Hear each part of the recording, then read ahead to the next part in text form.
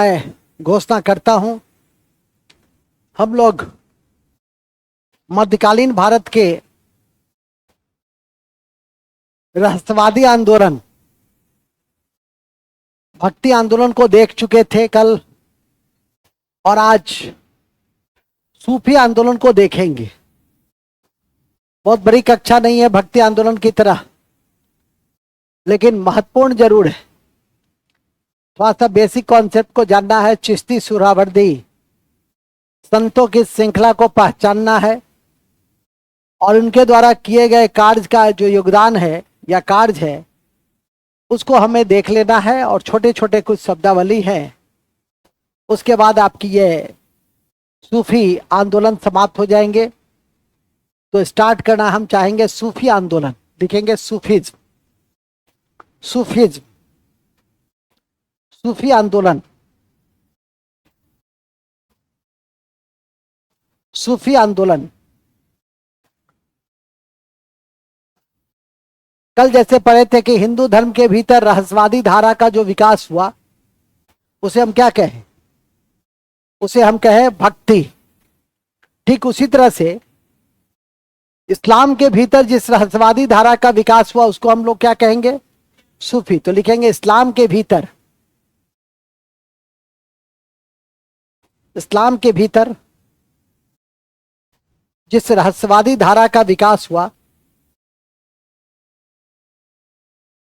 जिस रहस्यवादी धारा का विकास हुआ उसे सूफी आंदोलन कहा गया।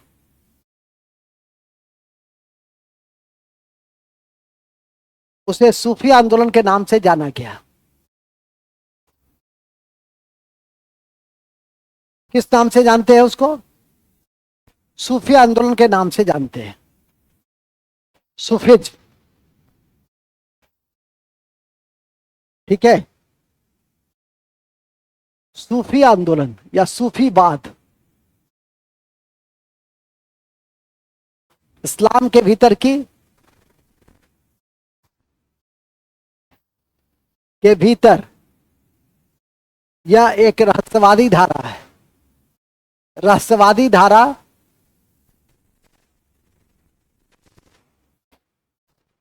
सूफी आंदोलन कहा गया। सूफी शब्द सफा से निकला है, लिख देंगे। सूफी शब्द सफा से निकला है, जिसका अर्थ क्या होता है? पवित्रता,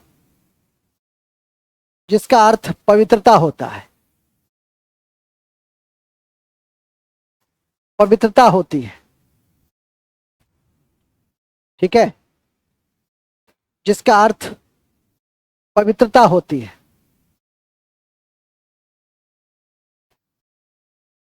आरंभ में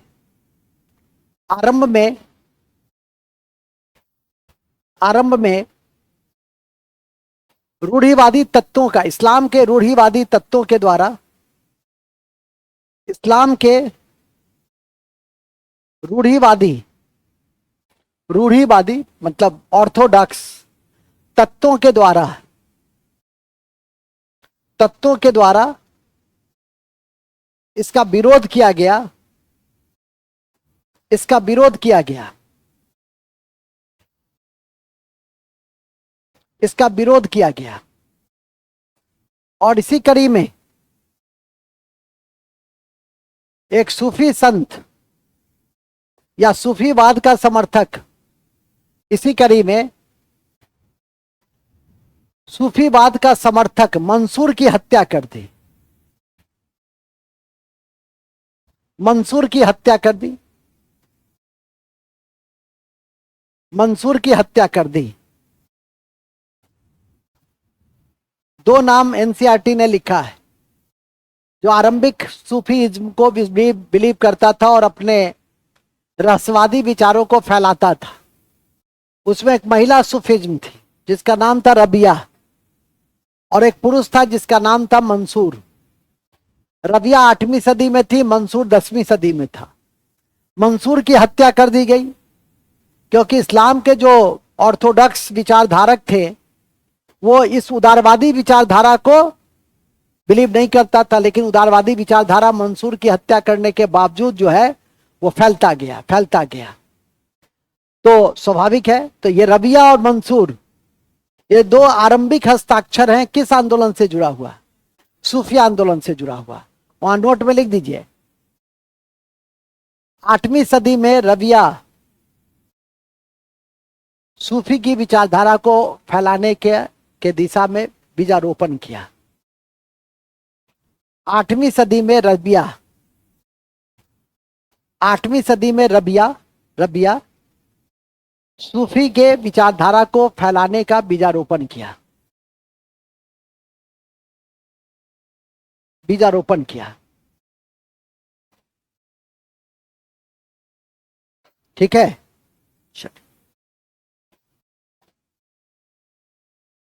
अब आइए, अरब से ये था, ये सब कहां चल रहा था? अरब में। अरब से भारत में सूफी को लाने की परंपरा किसने डेवलप की? चिश्तियों ने। और उस चिश्ती के सबसे प्रमुख और लोकप्रिय हस्ताक्षर थे, उनका नाम था मोइनुद्दीन चिश्ती, और जिनका केंद्र था अजमेर। ठीक है कि नहीं? आज भी अजमेर लोग जाते हैं अपनी मन्नत को लेकर, अपनी मनोकामना को लेकर। पूरा हो गया तो बहुत अच्छा, नहीं पूरा हुआ तो चुप रहे। ठीक है, पढ़िएगा नहीं और चले जाइएगा और कहिएगा हे बाबा आईएएस में करा दिया, और 3 साल तक सोए रहिएगा। बाबा क्या, बाबा के गुरु भी कुछ नहीं कर सकते।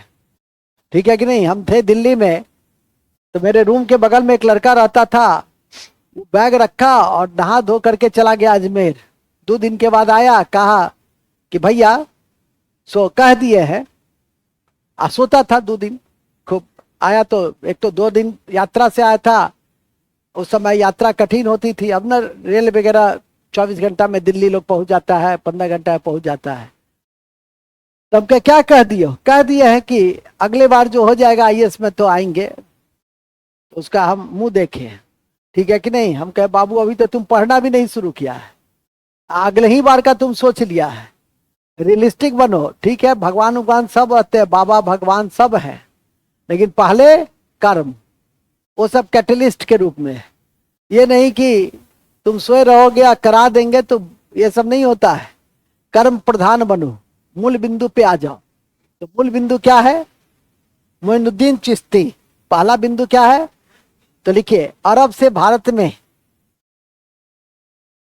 अरब से भारत में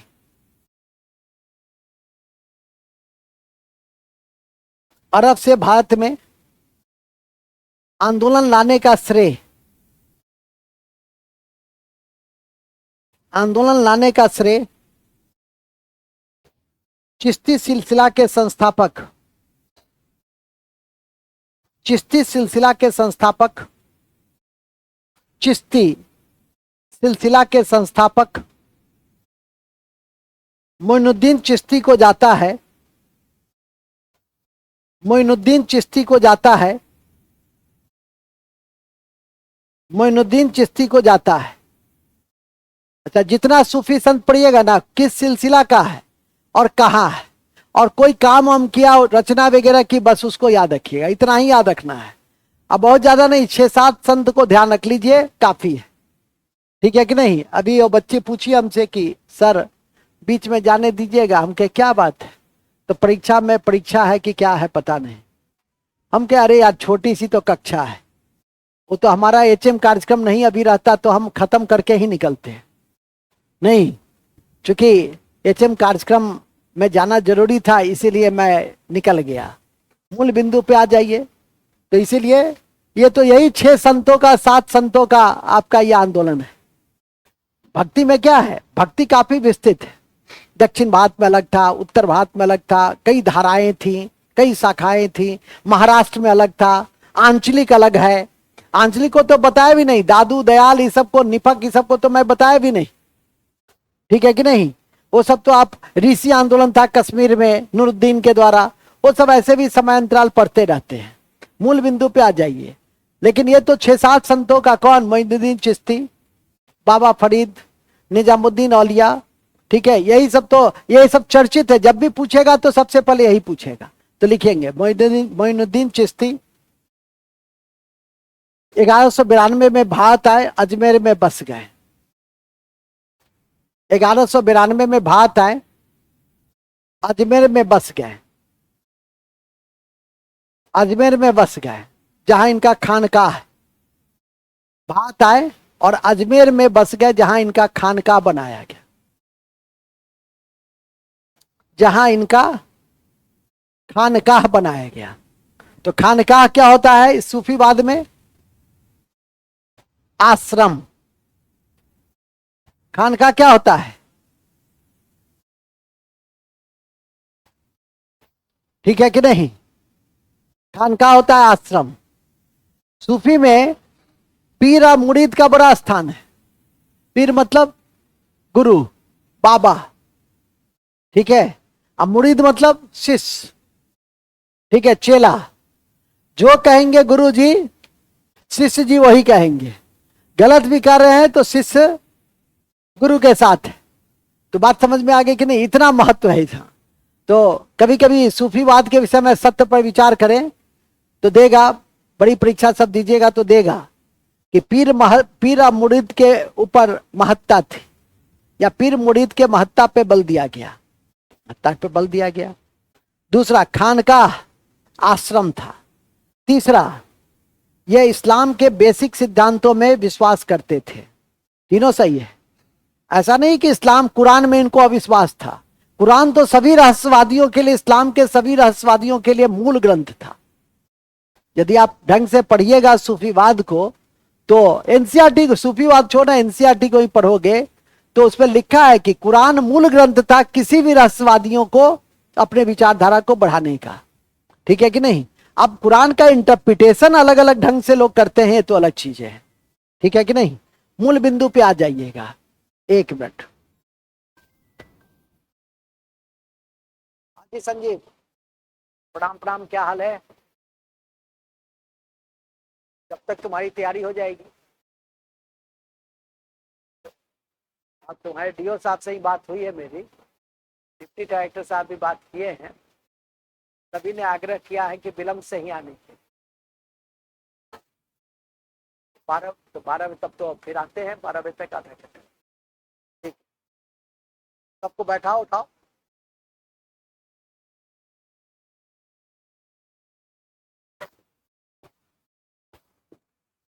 चीफ गेस्ट है, चीफ गेस्ट है, समझा? तुम्हारी तरह हमको एगो काम है। कहाँ थे हम लोग? मोइनुद्दीन चिश्ती। तो कहाँ बसे वो भी नोट में लिख दो। सूफी आंदोलन में, सूफी आंदोलन में पीर मुरीद पर बल दिया जाता था। पीर मुरीद पर बल दिया जाता था। पीर, पीर लिखो ना, पीर गुरु, मुरीद शिष्य पर बल दिए जाते थे। नहीं कहते थे पीर बाबा है। हम भी कभी कभी कहते हैं आप लोगों को पीर बाबा बनते हैं। तो पीर बाबा मतलब, हाँ चलिए अब लिखो। अति महत्वपूर्ण है कि बख्तियार काकी चिश्ती के शिष्य थे। बख्तियार काकी चिश्ती के शिष्य थे। बख्तियार काकी चिश्ती के शिष्य थे। और आपकी जानकारी में है कि बख्तियार काकी के ही याद में कुतुबुद्दीन ऐबक ने कुतुब मीनार का निर्माण कार्य आरंभ किया था, जिसे पूरा इल्तुतमिश ने किया था। पढ़े हैं ना भाई? यहाँ ये लिखाने की कोई जरूरत नहीं है, लेकिन हाँ याद करवा देने की जरूरत है। तीसरा, चिश्ती सिलसिला के तीसरे सबसे प्रमुख हस्ताक्षर और एक तरह से सूफी का चैतन्य निजामुद्दीन औलिया को नहीं भूलिएगा, क्योंकि सूफी आंदोलन में संगीत, योग, प्राणायाम जोड़ने का श्रेय इन्हीं को जाता है। इन्हें महबूबे इलाही भी कहते थे। इन्हें महबूबे इलाही भी कहते। तो लिखेंगे इसी कड़ी में निजामुद्दीन औलिया चिश्ती के सबसे लोकप्रिय चिश्ती के सबसे लोकप्रिय चिश्ती के सबसे लोकप्रिय संतों में एक थे, जिन्हें जिन्हें जिन्होंने 7 सुल्तानों के कार्यकाल को देखा, जिन्होंने 7 सुल्तानों के कार्यकाल को देखा, जिन्होंने 7 सुल्तानों के कार्यकाल को देखा, जिन्होंने 7 सुल्तानों के कार्यकाल को देखा और संगीत एवं योग प्राणायाम को जोड़ा, योग प्राणायाम को जोड़ा। ऐसा करने वाले वो पहले सूफी संत थे। संगीत एवं योग और प्राणायाम को जोड़ा, योग और प्राणायाम को जोड़ा। किसने जोड़ा? इन्हें महबूबे इलाही, लिखेंगे इन्हें महबूबे इलाही, इन्हें महबूबे इलाही सुल्तान उल औलिया, सुल्तान उल औलिया की उपाधि भी मिली।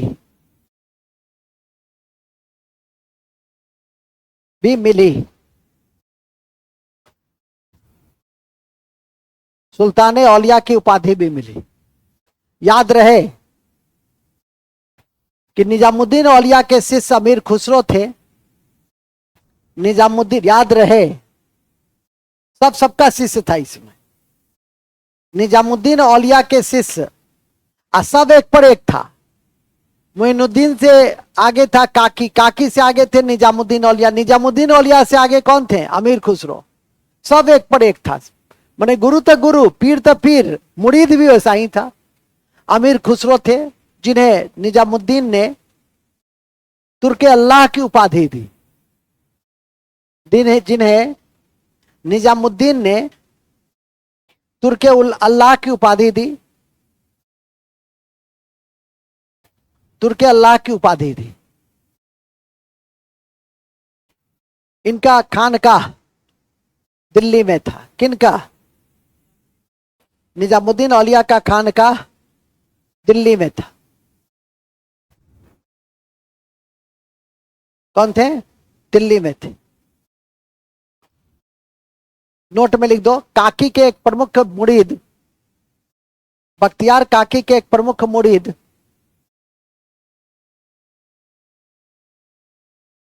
नोट में लिख देना कि बख्तियार काकी के प्रमुख मुरीद फरीउद्दीन गजे शंकर थे।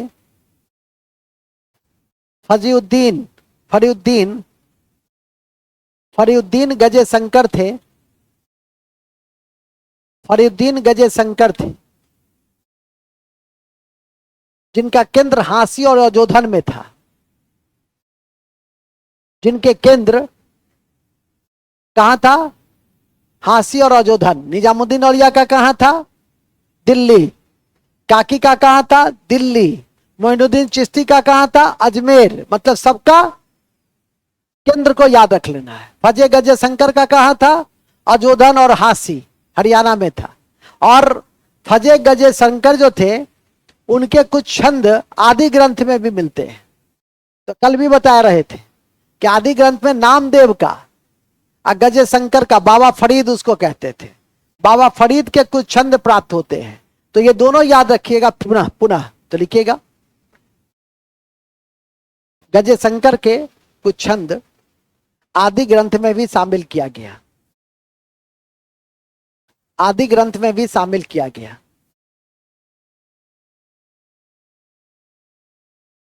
ठीक है, हो गया। जहां निजामुद्दीन औलिया लिखे हैं वहां एक और उपमा लिख दीजिएगा। उपमा, जैसे महबूब इलाही लिखे हैं ना, तो एक लिख दीजिए सिद्ध योगी। सिद्ध योगी, जहां निजामुद्दीन औलिया में लिखे ना महबूब इलाही उपाधि दी गई, वहां एक और लिख देना सिद्ध योगी भी कहा गया। सिद्ध योगी भी कहा गया, सिद्ध योगी भी कहा गया। ठीक है। चिश्ती के अंतिम हस्ताक्षर थे। चिश्ती के अंतिम हस्ताक्षर कौन थे? नसरुद्दीन चिरागे दिल्ली। तो लिखेंगे चिश्ती के अंतिम हस्ताक्षर, चिश्ती के अंतिम हस्ताक्षर, अंतिम हस्ताक्षर नसरुद्दीन चिरागे दिल्ली थे। नसरुद्दीन चिरागे दिल्ली थे। नसरुद्दीन चिरागे दिल्ली थे। कौन थे? नसरुद्दीन चिरागे दिल्ली थे। ठीक है। तो ये था चिश्ती। तो चिश्ती सिलसिला कौन थे, कौन संत थे या कौन नहीं थे, ये भी पूछा जा सकता है। ये चार नाम याद रखिएगा। और उसके बाद दूसरा महत्वपूर्ण है, सबसे पहले क्वेश्चन पूछा जाता है चिश्ती से ही, इसलिए इसको कंठाग्र कर लेना है। इसके बाद आता है सुहरावर्दी। लेकिन सुहरावर्दी चिश्ती की तरह फकीरी में विश्वास नहीं करता था। वो ऐशो आराम की जिंदगी, हालांकि बासरा शैली का था, लेकिन ऐशो आराम की जिंदगी में विश्वास करता था। उसको गरीबी पसंद नहीं था, इसलिए वो राज्याश्रय भी प्राप्त करता था। राज्याश्रय मतलब कि राज्य का संरक्षण और आश्रय भी, कुछ अनुदान मिला तो उसको भी लेता था। और चैन की जो होता है, आजकल का बाबा सबको देखोगे तो बड़ी बड़ी महंगी गाड़ी में घूमता रहता है सब। उसको फकीरी पसंद नहीं है। पहले का बाबा सब फकीरी पसंद करता था। मूल बिंदु पे आ जाइए फिलहाल, ठीक है कि नहीं। मूल बिंदु यह है कि सुहरावर्दी उसी टाइप का था। तो लिखेंगे दूसरा सिलसिला। टोटल अब्बुल फजल के आईने अकबरी में कितने सिलसिला का जिक्र है? 14 सिलसिला का जिक्र है। लेकिन 14 सिलसिला तो पढ़ना नहीं है, चिश्ती और सुहरावर्दी पढ़ना है, कुछ महत्वपूर्ण अन्य खत्म। यही तो आपको जानना था। उसी के लिए बेचारी घबराई हुई थी कि परीक्षा है, इतना बड़ा परीक्षा के लिए इतना आतुर हो। आगे लिखिएगा, लिखेंगे सुहरावर्दी। सुहरावर्दी, सुहरावर्दी चिश्ती के विपरीत सुहरावर्दी सिलसिला सादा जीवन नहीं जीते थे। सादा जीवन नहीं जीते थे। चिश्ती के विपरीत सुहरावर्दी सिलसिला सादा जीवन नहीं जीते थे। सादा जीवन नहीं जीते थे। भारत में इसके संस्थापक, भारत में इसके संस्थापक बहाउद्दीन जकारिया थे। भारत में इसके संस्थापक बहाउद्दीन जकारिया थे। बहाउद्दीन जकारिया थे, जिसका केंद्र सिंध और मुल्तान था। जिसका केंद्र कहां था? सिंध और मुल्तान था। सिंध और मुल्तान था।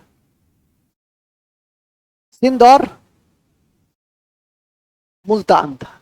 बस इतना आपको याद करके रख लेना है। लेकिन इतना के बाद थोड़ा सा कादरी, थोड़ा सा सत्तारी, थोड़ा फिरदौसी, ये सब दो चार और भी ध्यान रख लीजिए तो अच्छा ही है। तो लिखेंगे अन्य सिलसिला में, लिखिएगा अन्य सिलसिला में फिरदौसी के संस्थापक, अन्य सिलसिला में फिरदौसी के संस्थापक शेख बदरुद्दीन थे। शेख बदरुद्दीन थे। लेकिन लोकप्रिय, सबसे लोकप्रिय याहिया मनेरी थे। सबसे प्रसिद्ध, सबसे लोकप्रिय याहिया मनेरी थे। याहिया मनेरी थे। ठीक है। याहिया, आपका बिहार में जो मनेर नामक स्थान है, गए हैं? नहीं गए हैं? मनेर का लड्डू खाइएगा। जब भी मनेर जाइएगा तो मनेर का लड्डू खाइएगा। और कहा भी जाता है मनेर के लड्डू के विषय में, जब आप लोग जाइए, कहा भी जाता है मनेर का लड्डू जो खाए वो भी पछताए, और जो ना खाए वो भी पछताए। फिलहाल तो अपने मूल में आइए। याहिया बिन मनेरी किस सिलसिला के थे? फिरदौसी के। ठीक है कि नहीं। अब आइए सत्तारी सिलसिला। नेक्स्ट सत्तारी सिलसिला। सत्तारी, सत्तारी सिलसिला। इसके संस्थापक थे मोहम्मद सत्तार, अब्दुल सत्तार, अब्दुल सत्तार। और इसके प्रमुख हस्ताक्षर थे मोहम्मद गौस, संगीतकार था मोहम्मद गौस। और इसके प्रमुख हस्ताक्षर थे मोहम्मद गौस। कौन थे? मोहम्मद गौस। तो कौन कौन हो गया? चिश्ती हो गया, सुराबर्दी हो गया, फिरदौसी हो गया, सत्तारी हो गया, कादरी। कादरी या नक्शबंदी, यही तो दो बचा। तो लिखेंगे कादरी संप्रदाय, कादरी सिलसिला, कादरी सिलसिला लिखिए, कादरी सिलसिला। नेक्स्ट, कादरी सिलसिला के संस्थापक थे अब्दुल कादिर जिलानी। भारत में कादिर सिलसिला के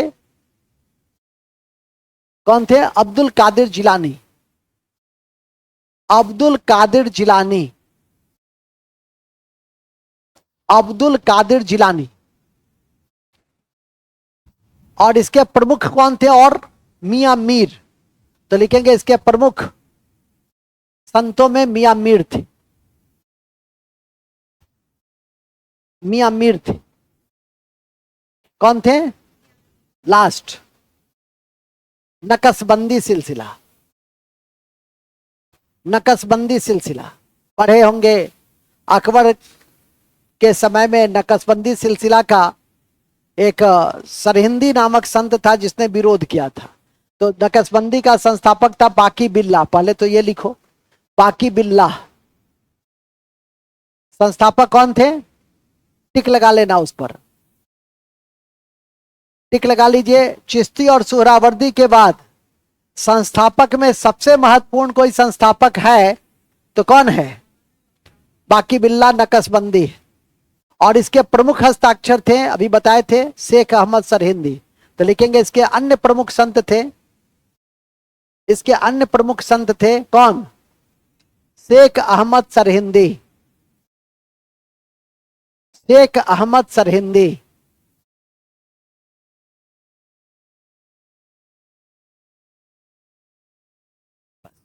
ठीक है, इन्हीं शब्दों के साथ सूफी आंदोलन आपके परीक्षा के दृष्टि से क्या हो गए? समाप्त हो गए। आज जब भी कोई कक्षा समाप्त होती है तो क्या पढ़ते हैं? तो बूस्टर फैक्ट हो गया ना जी तुम्हारा। तो लिख देंगे booster fact, booster fact.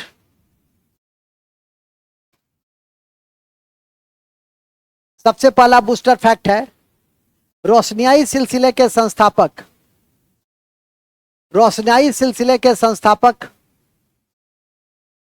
बयाजिद Ansari थे। रोशनाई सिलसिले के संस्थापक, रोशनाई सिलसिले के संस्थापक कौन थे? बयाजिद अंसारी थे, बयाजिद अंसारी थे। ठीक है, नेक्स्ट, कश्मीर में ऋषि आंदोलन के प्रवर्तक, कश्मीर में ऋषि आंदोलन के प्रवर्तक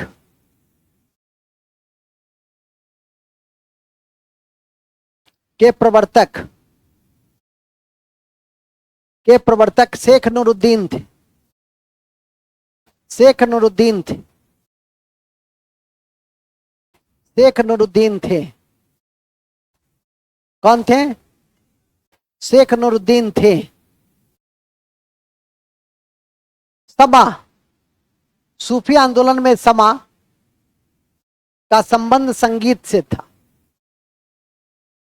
सूफी आंदोलन में समा का संबंध किससे था? संगीत से था, संगीत से था। समा का संबंध संगीत से था। और आज के अंत में महत्वपूर्ण है कि, महत्वपूर्ण है कि सभी आईने अकबरी में 14 सिलसिला के विषय में 14 सिलसिला के विषय में 14 सिलसिला के विषय में 14 सिलसिला के विषय में बताया गया है।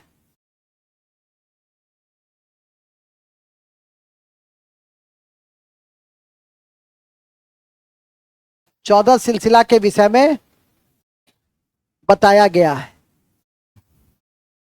ठीक है, किसके विषय में बताया गया है? इन्हीं शब्दों के साथ हम आज के इस छोटी सी सूफी आंदोलन की कक्षा की समाप्ति की मैं घोषणा करता हूं। हमारी मेडाइवल में 2 पार्ट्स, छोटे छोटे अध्याय शेष रह गए हैं। एक विजयनगर बहमनी और दूसरा शिवाजी। हम कोशिश करेंगे कि अगली कक्षा जब मेरी हो तो एक ही दिन में इन दोनों को मैं देख लूं, क्योंकि आपकी ज्योग्राफी भी जितना आज आप एशिया में पढ़े हैं उतना में तो अन्य सारे महादेश आ जाते हैं। अफ्रीका, उत्तरी अमेरिका, दक्षिणी अमेरिका, यूरोप, अंटार्कटिका वगैरह में तो 4-5 बातें ही जाननी। जियोलैंडिया में क्या जानना है? यही जान लीजिए जियोलैंडिया में कि 8वां महाद्वीप है, यही अपने आप में क्या है। और एशिया में चूंकि रहते हैं तो एशिया को थोड़ा विस्तार से जानना भी चाहिए। जय Hind, all the best, thank you very much, बहुत बहुत धन्यवाद। ठीक है, आज आप लोगों ने 2 महत्वपूर्ण अध्याय को पढ़ा, एक एशिया महाद्वीप और दूसरा सूफी आंदोलन। Thank you very much, take care, all the best, bye bye. शाम में अपनी जगह पर कक्षा होगी, यूट्यूब लाइव।